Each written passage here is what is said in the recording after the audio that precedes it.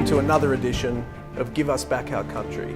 We want to empower you, the people, between elections with the tools of direct democracy. That is where you can have a direct say in public policy in a way that you currently can't. Why are we signing a blank cheque every 3 or 4 years to the politicians who are so out of step with the expectations of the people? And again, we're joined by some special guests today, David. You're so right, Joe. And we have today Pauline Hanson, the celebrated and courageous politician. Welcome, Pauline. Thank you, David. And Peter Manuel, whose flag Australia is in the forefront of defending the rights of farmers to maintain Australia as the food bowl of the world. Thank you very much, David. Thank you.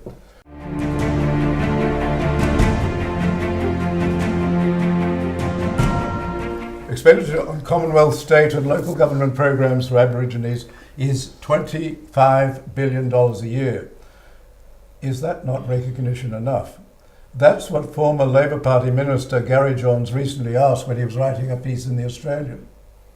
And he continued, Aborigines were recognised, after a fashion, and certainly with practical effect, in the Constitution.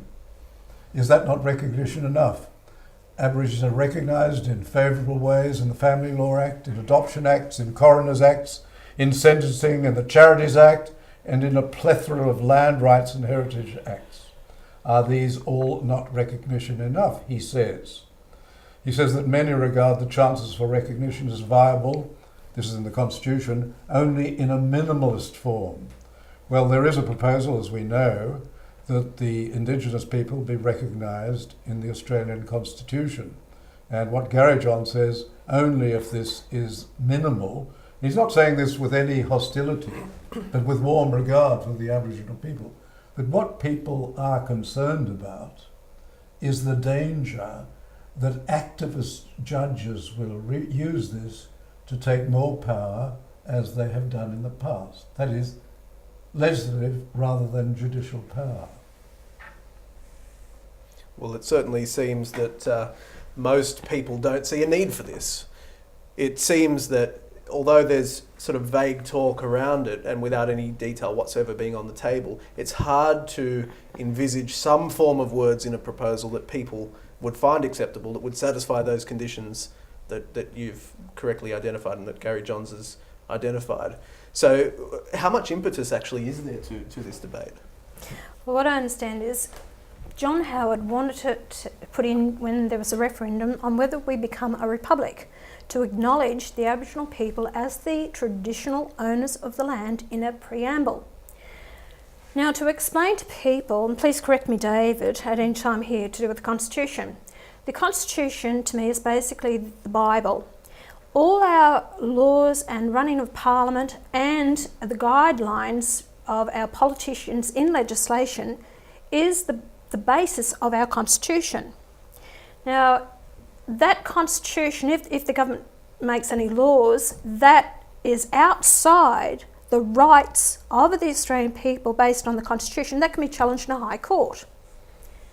So that's how important our Constitution is. Now, my belief is if you accept and acknowledge the Aboriginal people in a preamble, even on the Constitution, as the traditional owners of the land, then I beg to ask the question, if we ever become a republic and sever our ties with the Crown and sovereignty to the land, will the land then revert back to native title? If this is then challenged in the High Court, and Australians have already said, yes, we acknowledge them as the traditional owners of the land, where does it leave every Australian as far as the ownership of their land? Are they going to then ask for compensation? Is it then still freehold, sovereign land, or does it revert back to native title? Now, this was asked of Nick Minchin, and Nick Minchin said it could open up a can of worms. So that's what I said, people. I will not be signing yes to a preamble acknowledging the ownership, the traditional owners of the land to the Aboriginal people. And I don't trust our politicians. I don't trust what judgment the High Court could put down. I believe that we would leave ourselves wide open, and I don't think it's necessary. Well, they're very legitimate concerns. And of course, the other thing which David often points out is that a preamble speaks from the time the document was written and encapsulates all of the context at that time. So for us to go back and somehow change, that seems a very strange thing to do. Yes, can you imagine the Americans going and writing a preamble today for the Constitution or the Declaration of Independence, or the British writing one for Magna Carta? You'd be laughed out of the place. The problem is that the Constitution is what the High Court says it is. How they interpret the Constitution. Yes, really it is, isn't it? Which they did, for example, when John Howard tried to make, I think, the reasonable change in the Electoral Act, that the rolls would close on the date that the election was called. And the reason was because in between the calling of the election and the closing of the rolls, when you had about a week in between, the Electoral Commission was flooded. There was a tsunami of registrations which they couldn't check, and which later would be found quite often to be completely fraudulent. And if you haven't bothered to enrol, why should you? Yes. The High Court said the Constitution doesn't allow that. Now, you could tip that Constitution upside down, read it back to front. You can't find a provision saying that the Constitution says that the electoral rolls must be kept open for another week. The High Court said that. They can say what they want whenever they interpret the Constitution. Under the traditional doctrine of legal interpretation, preambles are supposed to have no effect in interpretation. But so was international treaties. We were told that international treaties, we taught this at law school, international treaties can have no effect on the internal law of Australia until they are adopted by an Act of Parliament. But in a case relating to a man who was a drug importer, he argued that he couldn't be deported because of the Family Law Act and some provisions. The rights of the child, and he fathered a child in Australia, and he wanted TO. TO cases, as you know. And both sides of Parliament were outraged by this interpretation by the High Court, contrary to everything we had learnt in law school, that no international treaty can have any effect in Australia until it's adopted by the Parliament. I think that still stands today. They can challenge it in the court under the rights of the child to actually stay in Australia. You're so right. The Keating government announced that it would reverse that decision of the High Court by legislation. When the Howard government got in and introduced legislation to reverse it, the Labor opposition in the Senate blocked it. They wouldn't allow it. So it's still there. That case, TO, is still there. It still effectively says that in interpreting I think it was Australian law. used even more recently than that as well. I did make mention of that in a statement in Parliament about the TO case, and I think it has been used most recently about a migrant to Australia who created a criminal act and used that same case, fathered child in Australia, and the immigration minister could not couldn't deport them. Just because of malicious people, I'm sorry, people. No, go for it. Will say that I'm anti-Aboriginal. I'm not. I worked with, when it was purely voluntary, I worked with Hal Wooten, a judge in New South Wales, who established the Aboriginal Legal Service before it became a government entity. And the reason was because I knew that Aborigines were being picked up by the police at night only because they were Aborigines, not because they'd committed a crime. They were targets, and I thought that was wrong and we should do something about it. Well, I think you mentioned in your book that you and Jai wrote, we need integration, not segregation. And that's very, very true. And I agree with Pauline. I don't trust the politicians, and all due respects to yourself, David, I don't trust a lot of lawyers. So it's a situation where that's a very, very touchy case. But what amazes me is that, and I've mixed with a lot of Aboriginal people, and so has my wife, coming from up around Tibooburra, the most isolated place in New South Wales, back at Burke. And why haven't we got more Aboriginals in our hospitals as nurses, in our police force, in our army? You know, we've got a lot of Indian workers and Chinese, and nothing against them. I've got a lot of respect for the Chinese and good workers. But it amazes me We just can't keep throwing money. There's got to be a solution, and the solution is these people have got to build self-esteem.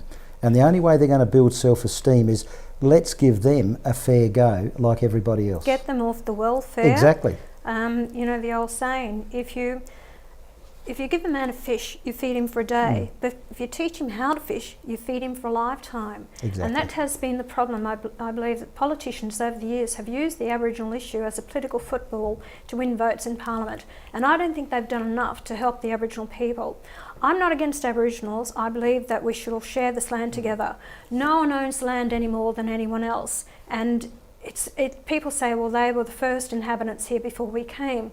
But I always go back to the point is, why would an Aboriginal have more right to the land than I do? I was born here. Correct. I don't know of any other country that I can call home, that I feel part of, that I feel passionate enough to fight for.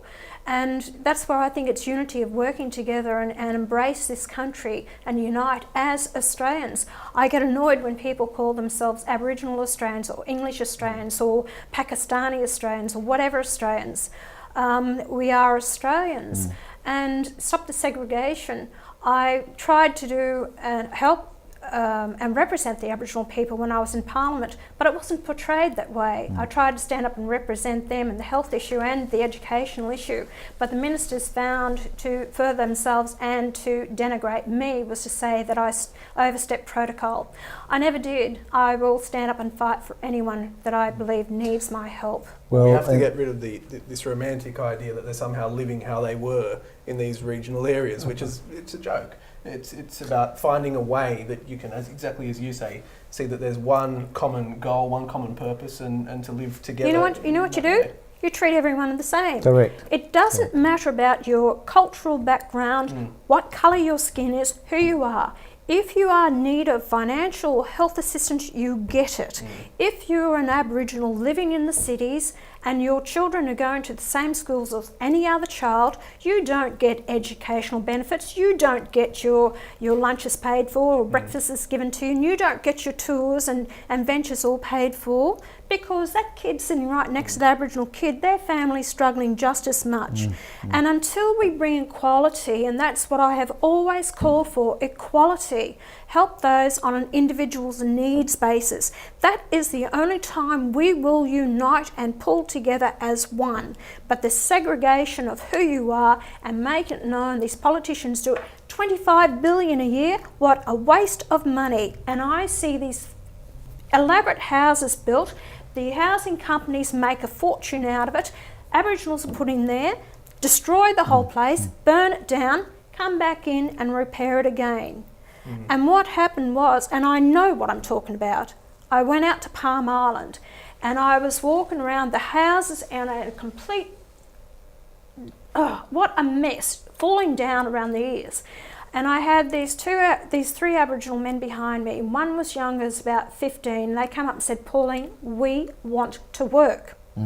Now, Palm Island had $3 million a year go through their canteen, let alone what they brought back from Townsville themselves on the barges. That's how much alcohol they went through. This is 2:30 in the afternoon. These three and the 15-year-old were drunk. He said, we want to work.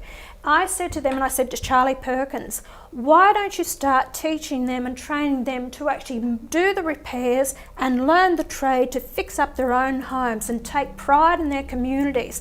Charlie Perkins said to me, he said, you don't understand. He said, you don't understand our connection with the land. And I said, well, if you have that much of a connection, why don't you clean up your rubbish? Fair comment. And on that point.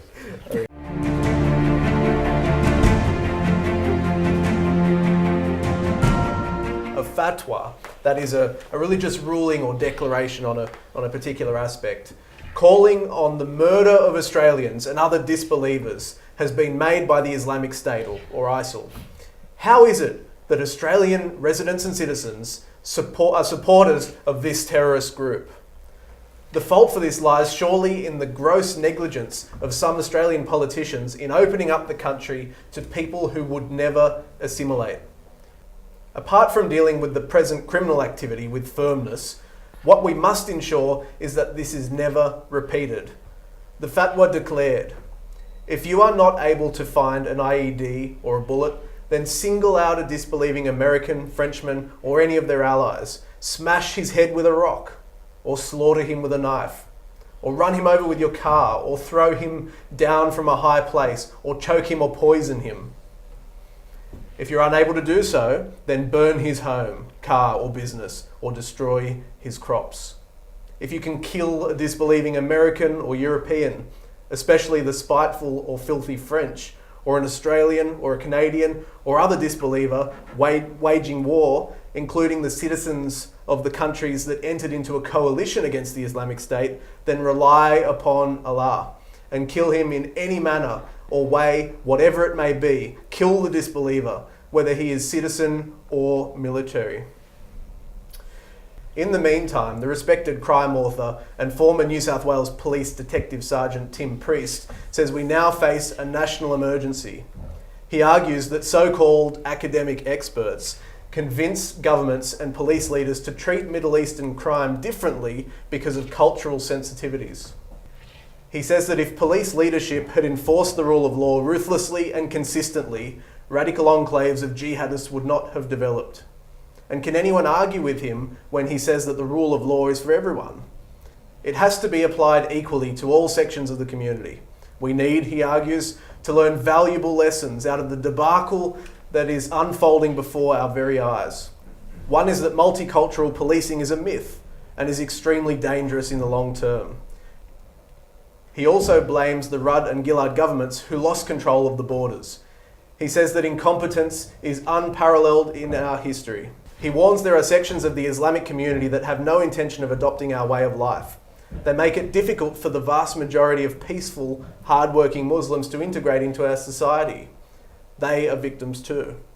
I hope we have seen the last of multicultural policing, because it wasn't policing at all, he writes. It was apologists and social workers dressed as police officers pretending that they were making a difference. A strong warning from the respected authority on crime, prevention and detection. David? Yes, we're in a terrible position, and it is the result, I think, dating back to the Fraser years, of the mismanagement of our immigration system. And I think that immigrants should be welcomed into this country, but that they should be brought in on the very clear condition and understanding that they will contribute to this country and that they will accept our fundamental laws and values, and that if they wish to have something else, then they should not come to Australia. And that should have been made clear.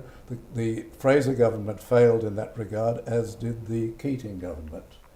The Rudd and Gillard governments lost control of the borders, and a vast number of people came in who, all indications are, many were not genuine refugees, they were economic migrants, and they were also, many of them, welfare migrants. They were interested in the welfare system that this country offers. Immigration and citizenship are very valuable gifts. They're gifts from Australia to other people. We welcome them, but we should only give it to them where we have done a proper investigation. Citizenship, I think, should be far more difficult. It should be given only after a number of years and after a proper investigation. In Switzerland, it's done after a public meeting where people are entitled to question the applicant and ensure that they are genuine new Swiss. There's another important aspect that I think plays into this. And granted, there are probably aspects of the community that are more susceptible than others to these elements of radicalisation.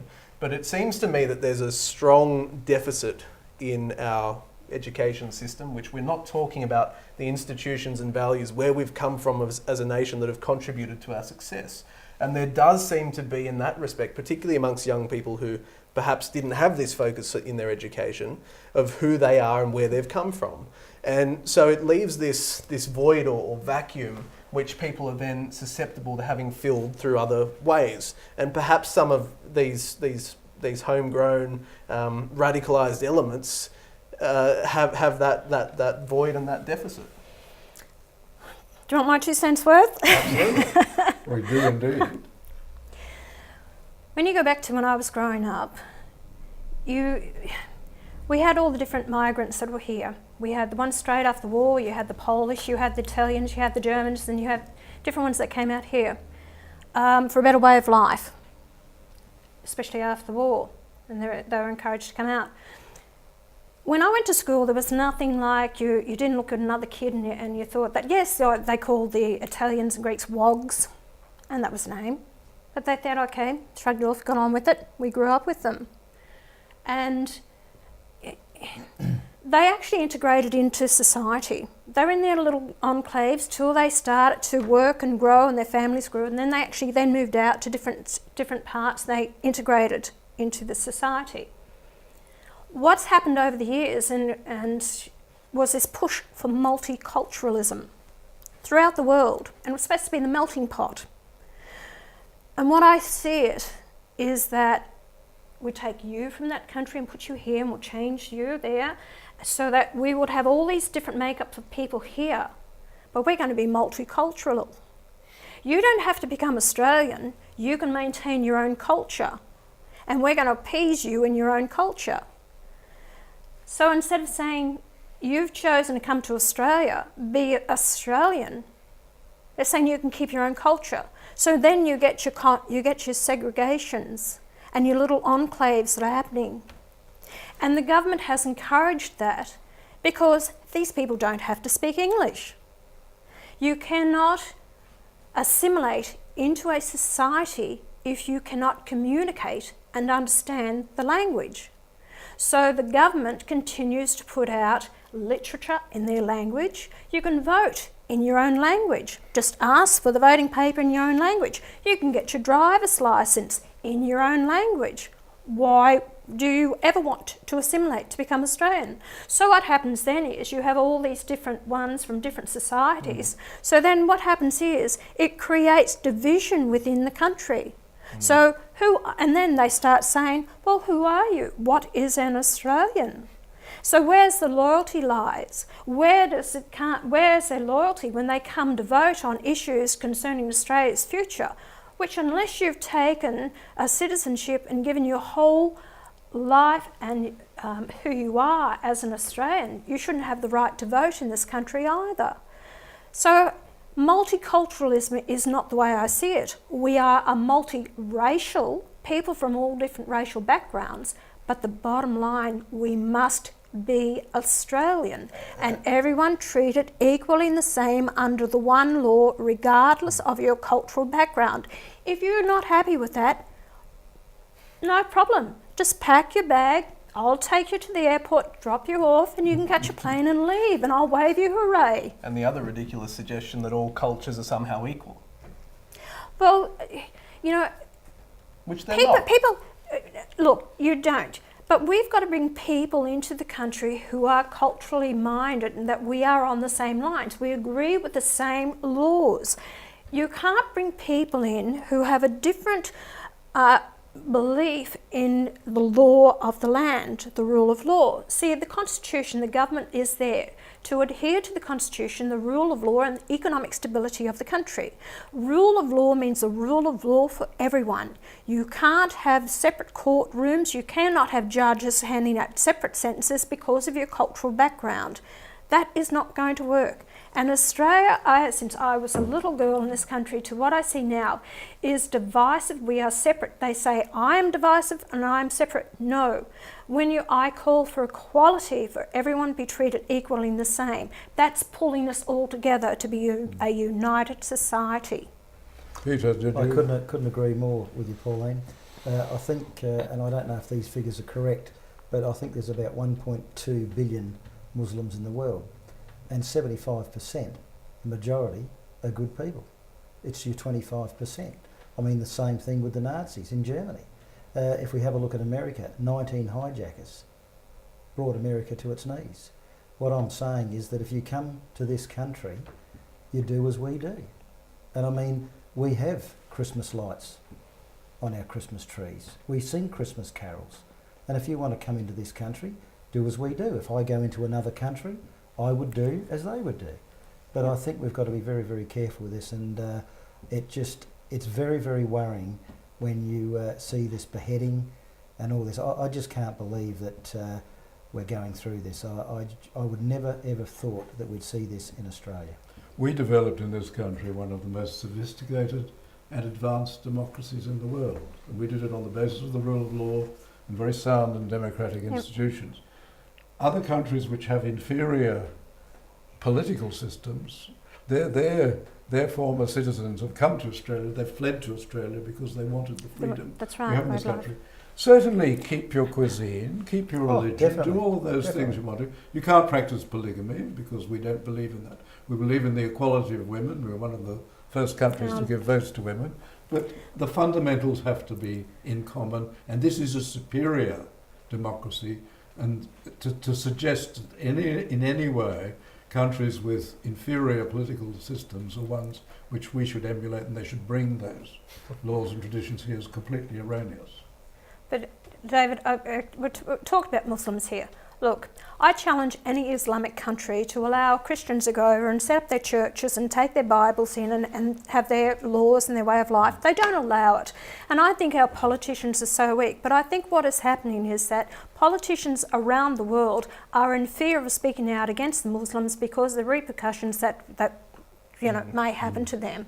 Fear is the factor now for strong leadership to deal with this. And people allow them. You say polygamy is not allowed. Yes, it's not allowed, but it's happening. It's happening in these Muslim communities where it is happening. Yes. So they're actually having 4 wives or whatever, and then what they do then is they end up on the welfare system with all their children. We're paying for it. One law for everyone. The other thing which this plays into is really a cultural practice more than a religious element, which is really playing also into the public security aspects, and Fred Nile in the New South Wales Parliament recently introduced a bill to this effect, David.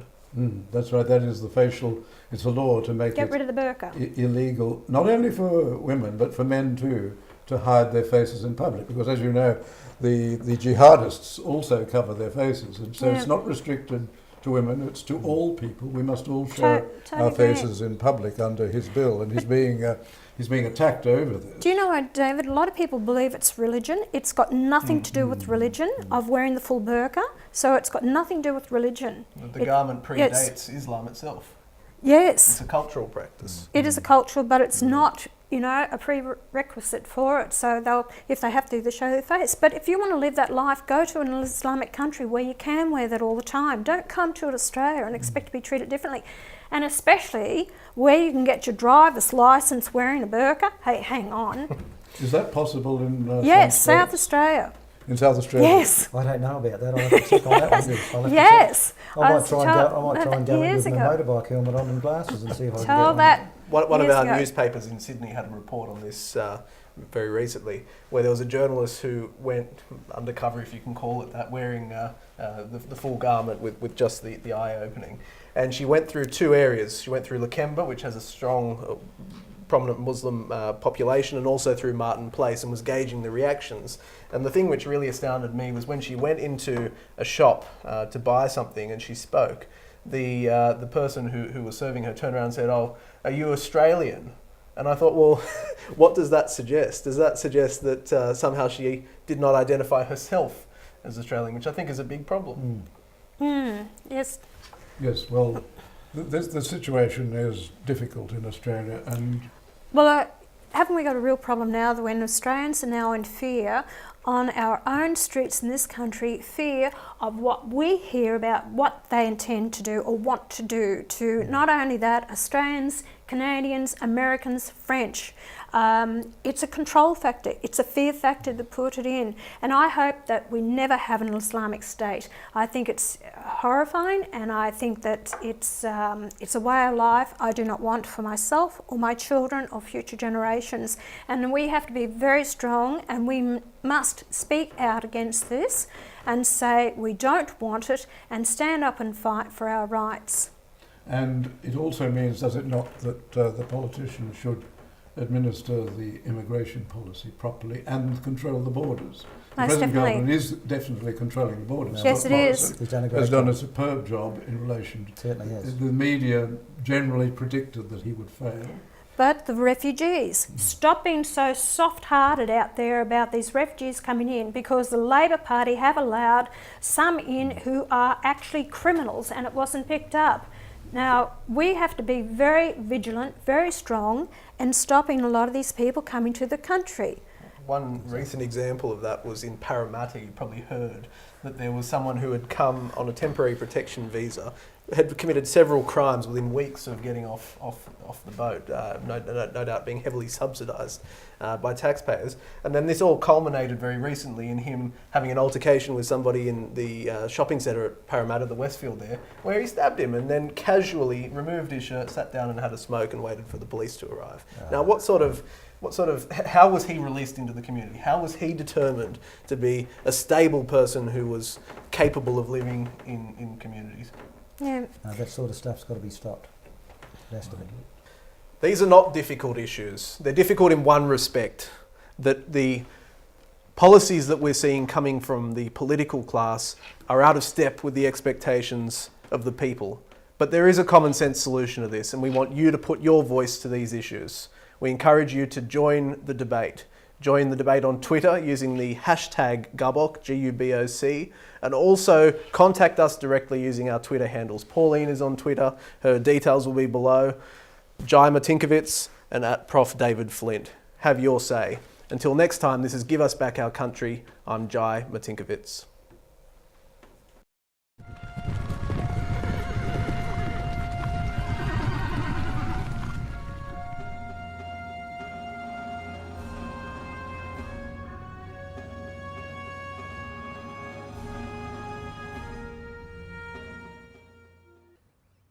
Australia is one of the world's oldest continuing democracies, yet our institutions of representative democracy have been compromised. They've been compromised by the power brokers, the faceless men in the major political parties. Many of our politicians today seem to be lacking the basic common sense, good judgment and decency of the average Australian.